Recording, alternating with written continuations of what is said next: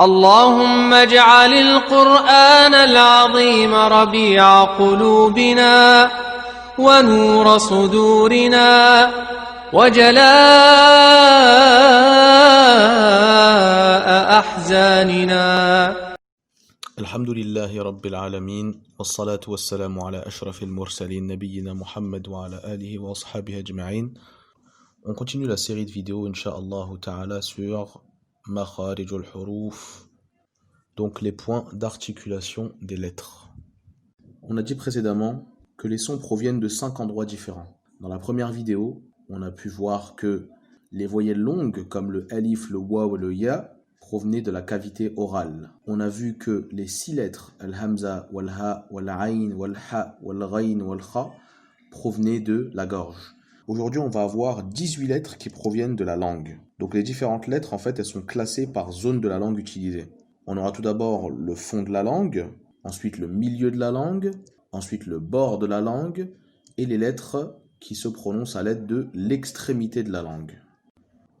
Commençons par écouter ensemble le qaf et le kaf. أق أق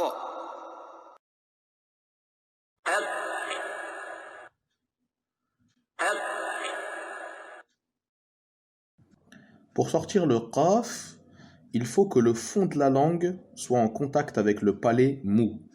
Alors que pour sortir le kaf, le fond de la langue doit être en contact avec l'intersection du palais mou et du palais dur. Donc en fait, la lettre kaf se situe un peu au-dessus du qaf, comme vous avez pu le constater avec le mouvement de la langue. Le qaf se rapproche bien plus de l'épiglotte que le kaf. D'ailleurs, je vous incite à essayer. En faisant les exercices suivants, on va mettre le hamza avec une fatha avant la lettre concernée.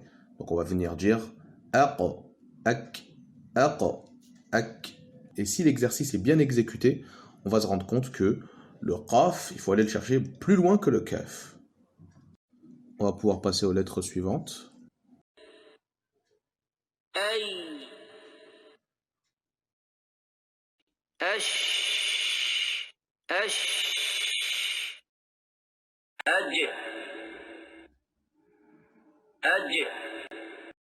Les lettres ya, shin ou jim sont des lettres qui sollicitent le milieu de la langue.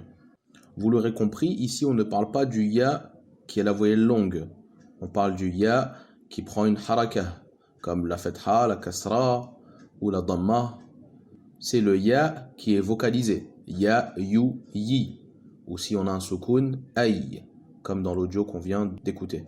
Le point commun de ces 3 lettres est que le milieu de la langue est au niveau du milieu du palais dur. La différence entre ces lettres est que pour prononcer le ya, le milieu de la langue se rapproche fortement du palais dur, mais sans le toucher. Pour le shin, c'est pareil, sauf qu'il y a un souffle. On va dire sh, sh. Pour le ya, il n'y a pas de souffle.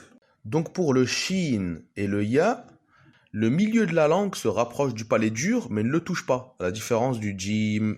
Alors que pour le jim, le milieu de la langue est au contact du milieu du palais dur. Adj, adj. Pour produire ce son, il faut impérativement que la langue touche le palais, forcément. Donc comme je l'ai dit précédemment, je vous incite fortement à essayer de positionner votre langue comme sur les vidéos explicatives. On va maintenant passer aux 2 lettres qui sollicitent le bord de la langue, qui sont le lam et le dad.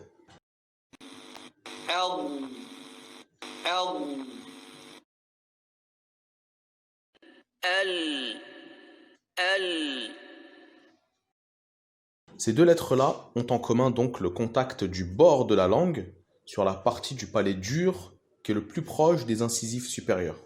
Donc le bord de la langue, ça va être la zone en jaune. D'accord? Si on fait al, le bord de la langue qui vient appuyer sur le palais, c'est ça. Donc ici, pour la lettre dad, il existe 3 manières de positionner le côté de la langue. Pour la lettre dad, comme on l'a dit précédemment, le bord de la langue est en contact avec le palais dur. Ensuite, le côté de la langue va intervenir. Sur le schéma, ça va correspondre aux 2 zones d'appui en violet. Ce sont ça les 2 côtés de la langue. Et en fait, il va y avoir 3 manières de positionner le côté de la langue lorsqu'on veut sortir la lettre dad. Alors, première possibilité, il faut que les deux côtés de la langue soient en contact avec les molaires supérieurs. La deuxième possibilité, il faut que le côté droit de la langue soit en contact avec les molaires supérieures droites. Et la dernière possibilité, il faut que le côté gauche de la langue soit en contact avec les molaires supérieures gauche. Donc, de trois manières différentes, normalement, on entendra le même son. Bod, bod. Donc, on va avoir une zone de contact qui correspond au bord de la langue et une zone d'appui qui correspond au bord de la langue. Moi, pour ma part, je mets le côté gauche de la langue au niveau des molaires supérieurs. Donc vraiment, il ne faut pas que les deux côtés de la langue soient espacés avec les molaires. Il faut qu'il y ait vraiment cette zone d'appui. Sinon, au lieu de donner le son bod, bod, bah ça donnerait dod, dod. Ça donnerait en fait simplement un del qui est emphatique, qui est grave, et non pas un bod. Donc d'ailleurs, si on fait le parallèle avec Surat al-Fatiha, il ne faut pas dire Waladdallin. Là, mes côtés de la langue n'ont pas été en contact avec les molaires. Alors que si je fais Waladdallin, normalement vous devriez entendre la différence, Inch'Allah. Parlons maintenant du Ra. Il y a deux types de Ra, le Ra grave et le Ra aigu. Selon son apparition dans le Coran, on prononcera l'un ou l'autre. On expliquera cela dans le cadre d'une autre vidéo, Inch'Allah.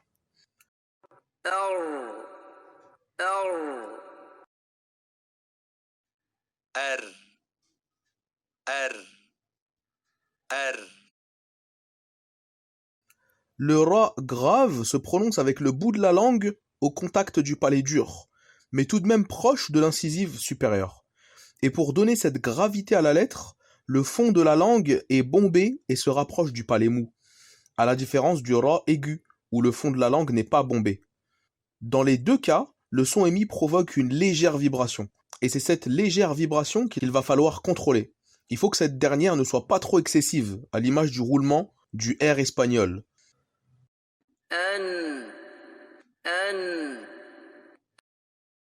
Le Noun se situe derrière le Ra, et le bout de la langue est simplement en appui sur le palais dur, toujours à proximité des incisives supérieures. An, comme on a pu l'entendre dans l'audio.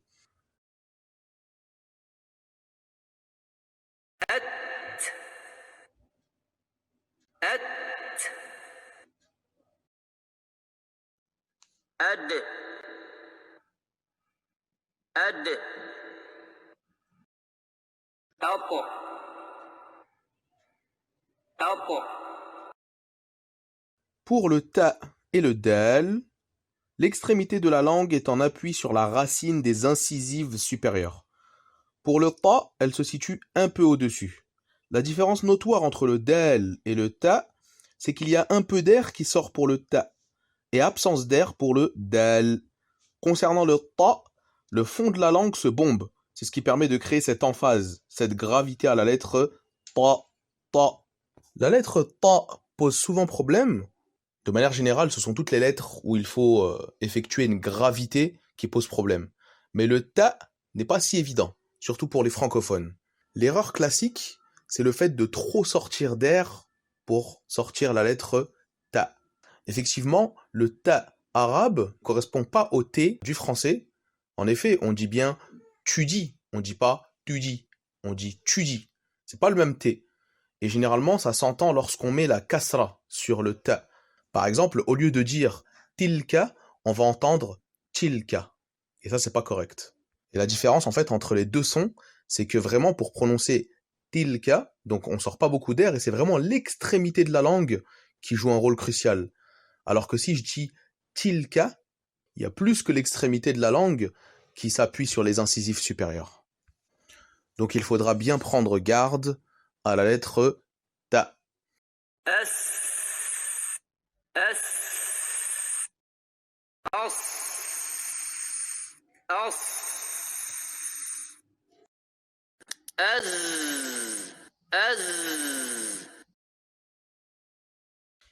Enfin, concernant le sin, le sad et le zay, l'extrémité de la langue se situe au niveau de la face interne des incisives inférieures. L'extrémité de la langue peut se situer un peu au-dessus, et de toute manière, le son de ces lettres passe entre les incisives supérieures et les incisives inférieures. La différence entre le sin et le zay et la présence de souffle pour le sin et pas pour le zay. Et la différence entre le sin et le sad est que l'arrière de la langue remonte vers le palais mou pour le sad, ce qui lui donne son caractère grave. Le sin et le zay ne posent généralement pas de soucis, car ils ressemblent au S et au Z français. Mais c'est plus sur le sad qu'il va falloir s'appliquer. Cette lettre est souvent mal prononcée et ressemble plus à un sin un peu grave. Les gens, au lieu de dire sad, sad, ils vont dire sad, sad. Ils vont utiliser la lettre sin et la rendre un peu grave. Donc c'est pas correct. Donc il faut bien faire attention au sad et essayer de positionner au mieux sa langue pour pouvoir prononcer correctement cette lettre. أف أف